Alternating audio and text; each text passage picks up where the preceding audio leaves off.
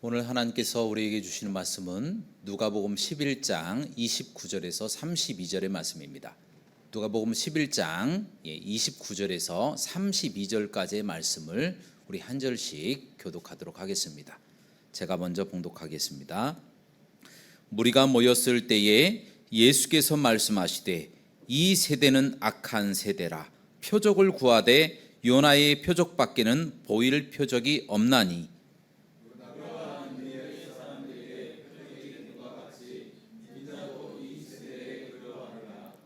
심판 때에 남방 여왕이 일어나 이 세대 사람을 정죄하리니 이는 그가 솔로몬의 지혜로운 말을 들으려고 땅끝에서 왔음이거니와 솔로몬보다 더 큰 이가 여기 있으며 심판 때에 니느웨 사람들이 일어나 이 세대 사람을 정죄하리니 이는 그들의 요나의 전도를 듣고 회개하였으니와 요나보다 더 큰 이가 여기 있으나.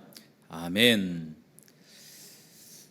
오늘 말씀의 제목은 악한 세대의 표적입니다. 따라 하시겠습니다. 악한 세대의 표적. 오늘 본문 말씀 누가복음 11장 29절에 보면 악한 유대인들이 악한 세대에 예수님께 표적을 구하게 됩니다. 그러자 예수님께서 그들에게 말씀하시기를 악한 세대에게 보일 표적은 요나의 표적밖에 없다라고 딱 잘라 말씀하시는 겁니다. 자, 그러면 이 말씀을 조금 보면 예수님께서 악한 세대에게는 표적을 보여주시지 않으려고 하시는 것이 아닌가, 이렇게 우리가 착각할 수도 있습니다. 그러나 오늘 말씀 누가복음 11장 32절 말씀에 보면 예수님께서 그들에게도 표적을 보이셨다라는 것이 성경 말씀에 기록되어 있습니다. 다시 말하면 니느웨 사람들이 요나의 전도를 듣고 그들이 회개하였는데 요나보다 더 큰 이 되신 예수님께서 하나님의 말씀을 선포하시고 표적을 보였음에도 불구하고 그들이 듣지 않았다, 너희가 듣지 않았다라고 그렇게 직역해서 말씀하시고 있는 부분이 나와 있다는 거예요. 자, 이 말씀을 우리가 보면 예수님께서는 유대인들에게 분명 표적을 보이신 것입니다. 그러나 이 유대인들이 그 표적을 듣지 않았다라는 것을 우리가 알 수 있다라는 것입니다. 자, 그렇다면 이 요나 이야기라고 하는 것은요, 유대인들이 어렸을 때부터 이미 많이 듣고 많이 읽고 다 알았던 이야기입니다.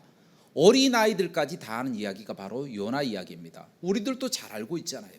그런데 이 말씀을 통하여 어떻게 요나의 표적을 통하여 그들에게 표적을 보이셨는지, 이 부분에 관해서 한 4단락으로 좀 끊어서 좀 살펴보고자 합니다. 이 말씀 속에서 예수님께서는 분명히 유대인들에게 표적을 보이셨다라는 것을 하나님의 말씀을 통하여 함께 자세하게 살펴보는 시간을 갖도록 하겠습니다.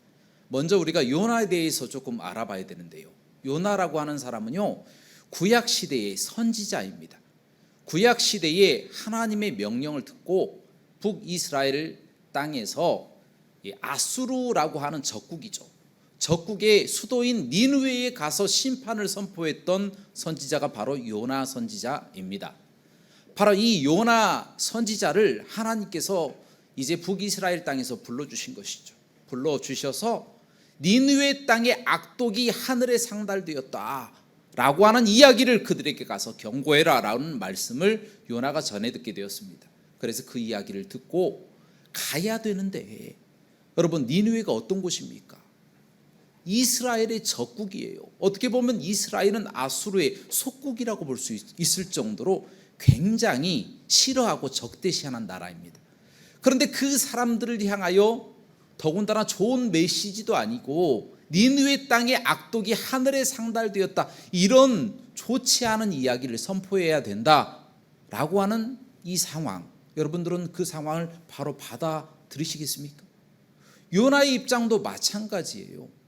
아니, 돈 한 푼 없죠, 시간도 없죠, 할 일도 많은데 하나님이 적국인 그 나라 가서 자신의 모든 것을 허비하면서 가서 복음을 선포해라. 어떤 복음? 회개하고 변화되라 라고 하는 복음을 선포해라. 그러면 즐겁게 갔겠죠. 그러나 그곳에 가서 너희의 악독이 하나님의 나라에 상달되었다 라고 하는 굉장히 심한 이야기를 해야 된다 라고 했을 때는 정말 고민을 해볼 겁니다.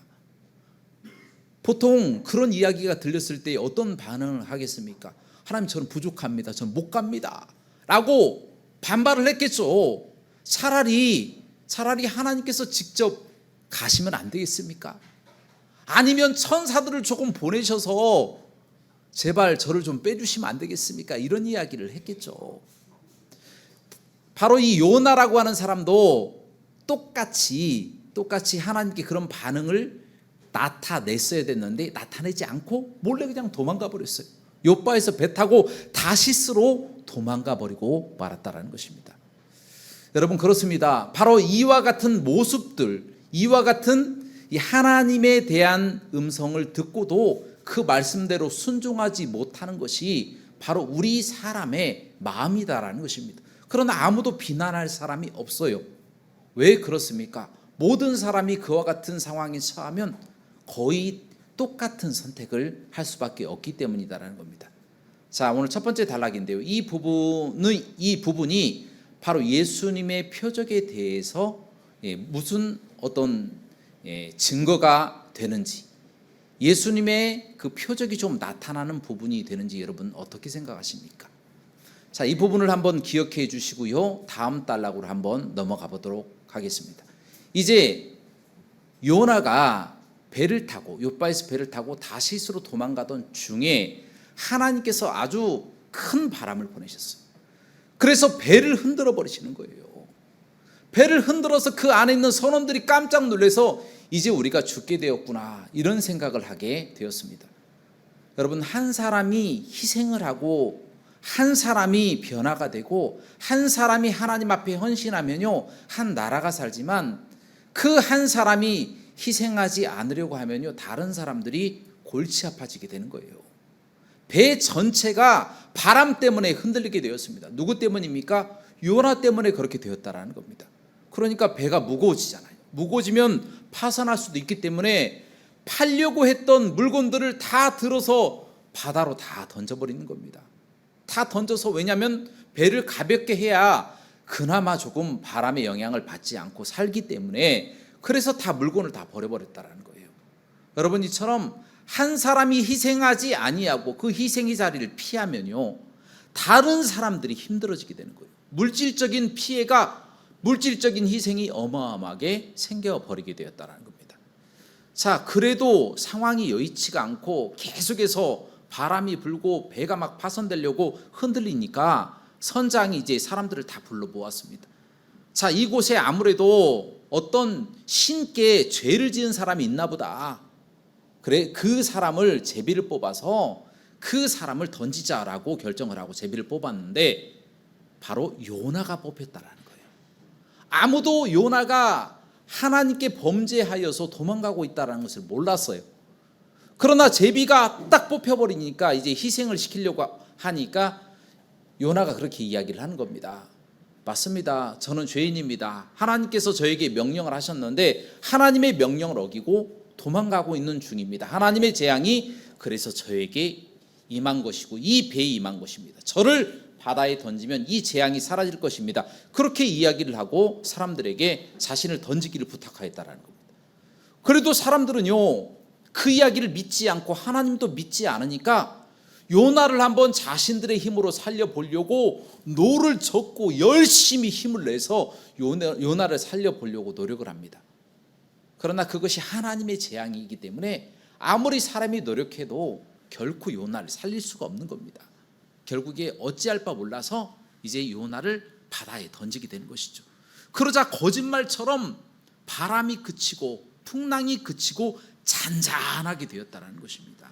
그 장면을 보고 선장과 그곳에 있던 모든 사공들은 다 아하, 하나님이라고 하시는 분이 정말 살아계시는구나 라고 여기고 하나님을 믿고 하나님께 나는 이제 하나님만 믿겠습니다 라고 하는 서원 제물을 드리게 되었다는 것입니다. 바로 요나 한 사람의 희생을 피하는 그와 같은 모습 때문에 배 한 척이 파손될 뻔하였고 많은 사람들이 다 물속에 수장될 뻔했다라는 것이 이 말씀 속에서 기록되어 있다라는 것입니다. 여러분, 그렇다면 이 말씀 속에서 바로 예수님의 말씀하신 표적이라고 생각하신 부분, 그 부분이 어떤 부분인지 여러분들은 어떻게 생각하시는지를 한번 머릿속으로 한번 정리해 보셔서 그 다음 단락으로 한번 또 넘어가 보도록 하겠습니다. 자, 그 다음에 물속에 첨벙하고 들어갔는데 물속에 들어가자마자 큰 물고기가 기다리고 있다가 요나를 덥석하고 삼킨 거예요. 아마 이가 없는 고래 같은 그런 물고기가 아니었을까 그렇게 추정을 합니다. 그런데 물고기가 요나를 꿀꺽하고 삼켰어요. 그런데 그 이후로 3일 동안 하나님께 요나가 회개를 하게 되잖아요. 열심히 회개하고 기도하게 되잖아요. 그런데 그 과정 속에서 물고기는 얼마나 고생했을까요? 요나가 뱃속에 있으니까 물도 못 먹죠. 먹을 것도 못 먹죠. 씹지도 못하죠. 뱃속에 그냥 갇혀 있는 겁니다. 요나가. 그 상황에서 물고기가 3일 동안 3일 밤낮이라고 했으니까 3일 밤낮 동안 얼마나 고생을 많이 했겠습니까? 그게 바로 물고기의 희생이죠. 요나 한 사람 때문에 물고기도 고생하더란 말입니다. 자, 이 부분을 통하여 예수님께서 바로 예수님이 유대인들에게 말씀하시려고 했던 표적이 있을까요? 자, 이 부분에 어떤 부분이 바로 예수님께서 말씀하신 표적이 될까요? 자, 이 부분도 한번 생각을 해보시고 다음 단락, 마지막 단락으로 넘어가도록 하겠습니다. 자, 하나님께서 요나에게 40일이 지나면 니느웨가 멸망될 것이다 라고 하는 것을 니느웨 사람들에게 선포하라고 이제 말씀을 하셨어요. 그러자 요나가 그 이야기를 듣고 니느웨 사람들에게 말씀을 선포하는데 아직도 옛 기질이 완전히 벗겨지지 않았어요. 그래서 3일 동안 돌아야 될 거리를 얼른 하루 만에 다 돌아버린 거예요. 막 뛰어다니면서 했겠죠. 뛰어다니면서 예수님이 40일 뒤에 멸망시킨대, 아니 하나님이 40일 뒤에 멸망시킨대 라고 하면서 금방 하루 만에 돌아버렸습니다. 말도 제대로 안 했겠죠. 멸망하신다네 멸망하신다네 들릴 듯 말 듯한 그런 목소리로 했겠죠. 그러나 그 작은 목소리, 작은 전도, 작은 희생의 목소리를 듣고 사람들이 왕으로부터 어린아이에 이르기까지 다 회개해버린 거예요.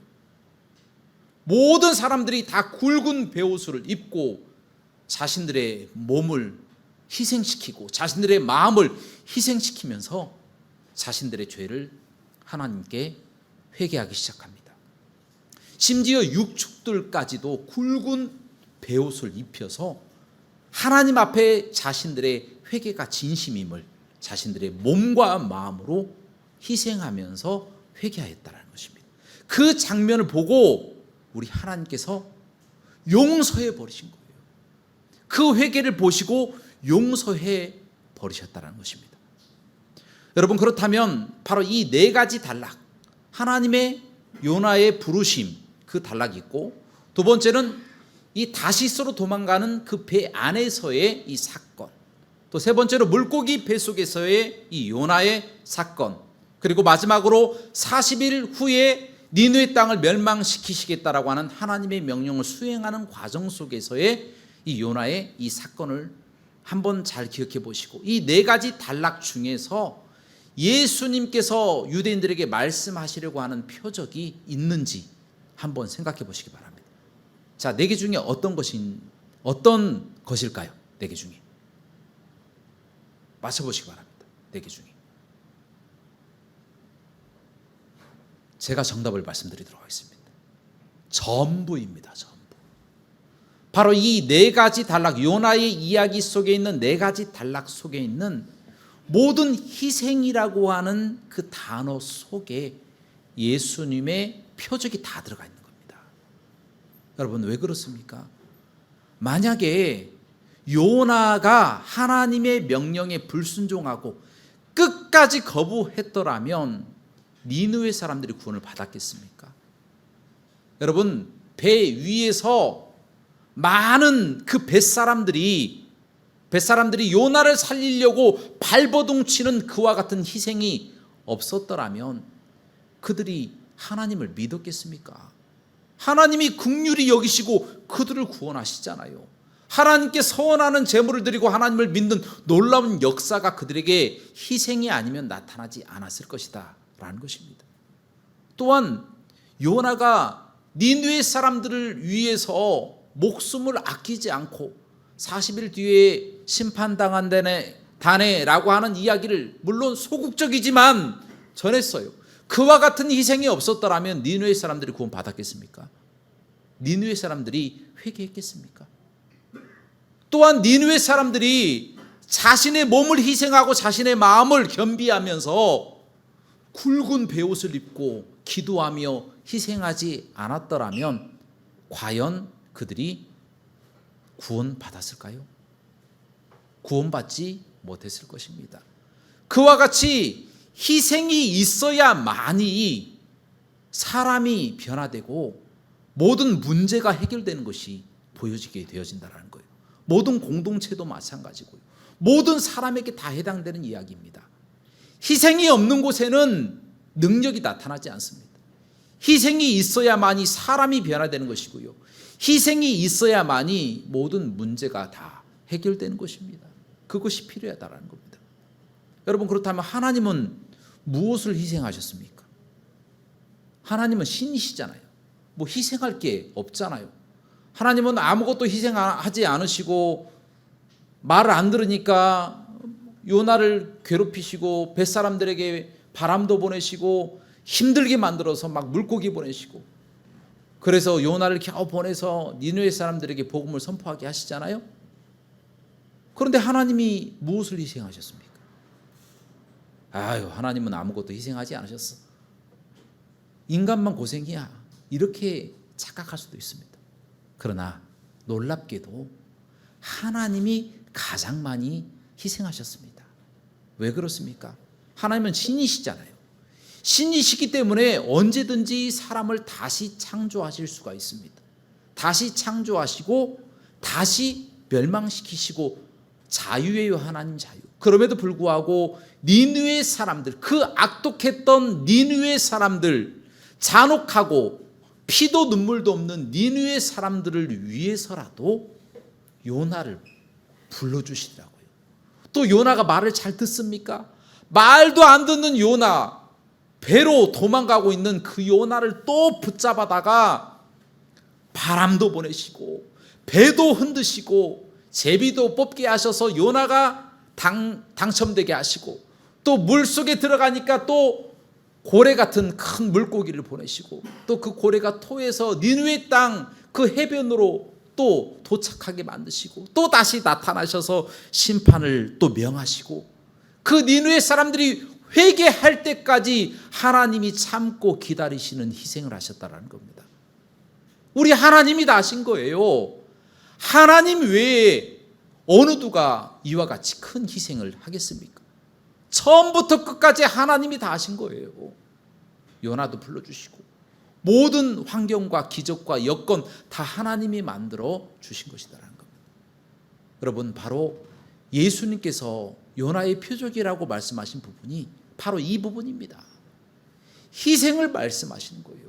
모든 사람들의 희생, 그리고 바로 하나님의 희생이 있었기 때문에 니느웨 사람들이 구원받고 니느웨 땅에 12만 명 정도가 있었고 육축도 많이 있었습니다. 그 사람들이 다 구원받고 다 회개하지 않았습니까? 요나가 가는 곳마다 하나님의 복음이 선포되어 선원들에게 하나님을 믿는 놀라운 역사가 나타나지 않았습니까? 하나님이 다 하신 것이다라는 거예요. 예수님도 바로 이 말씀을 하고 계십니다. 예수님이 이 땅에 오셔서 33년 동안 우리를 위해서 헌신하시지 않습니까? 고생하시다가 이제 사람들에 의해서 아무 죄도 없이 채찍에 맞으시고 또 못에 박히시고 물과 피를 남김없이 흘려주시고 십자가에 죽으시지 않습니까? 예수님이 하신 거예요. 누구 때문에요? 우리의 죄 때문에. 우리 때문에 죽으신 것입니다. 그래서 예수님만 믿으면 누구든지 멸망하지 않고 천국에 들어가는 길을 열어주신 거예요. 예수님이 혼자 다 하신 겁니다. 예수님의 공적 없이는 우리는 결단코 천국에 들어가지 못한다라는 겁니다.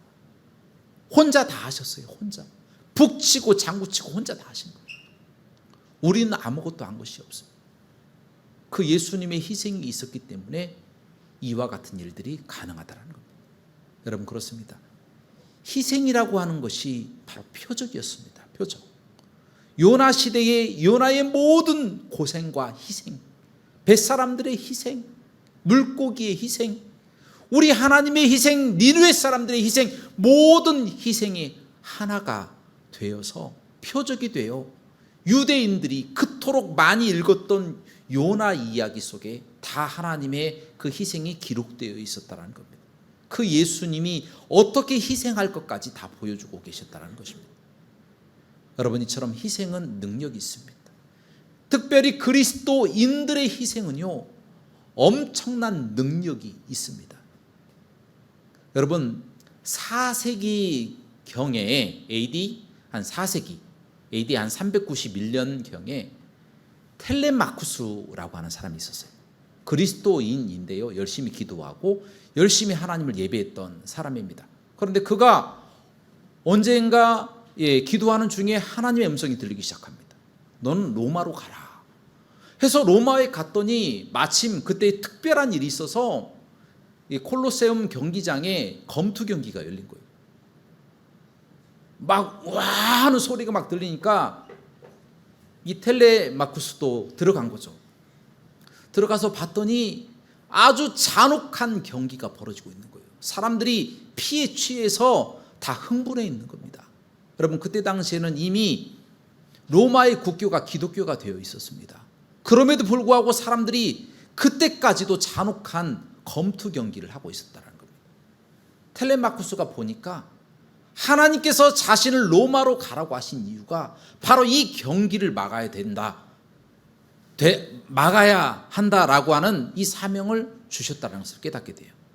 그래서 싸우는 그 사람들이 있는 곳으로 텔레마쿠스가 넘어가는 거예요. 넘어가서 큰 소리로 이렇게 이야기합니다. 예수의 이름으로 명하노니 그 경기를 그치라 라고 소리친다. 사람들이 그 광경을 보고 쇼하는 줄 알고 사람들이 웃고 난리가 났습니다. 그런데 아무리 그 사람들이 소리를 치고 웃어도 텔레마쿠스는 계속해서 예수의 이름으로 명하노니 그 경기를 그치라 계속 이야기하면서 적극적으로 검투사들을 막는 겁니다. 참 재미없게 만드는 거예요, 경기를.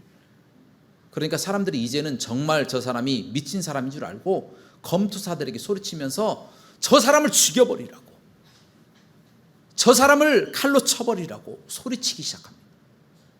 그러자 그 기세가 온 경기장을 다 뒤덮어버려요. 그래서 지휘관 한 명이 죽이라고 그렇게 명령을 내립니다. 그래서 검투사가 칼로 내리쳐서 텔레마쿠스가 그 자리에서 칼에 맞고 쓰러져서 죽어가는 겁니다. 그 상황에서도 텔레마쿠스는 예수의 이름으로 명하노니 그 경기를 그치라 라고 이야기하면서 숨을 거뒀다고 합니다.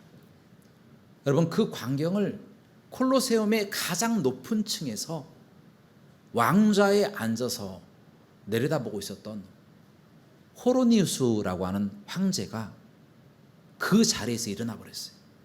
일어나서 조용히 퇴장을 하는 겁니다.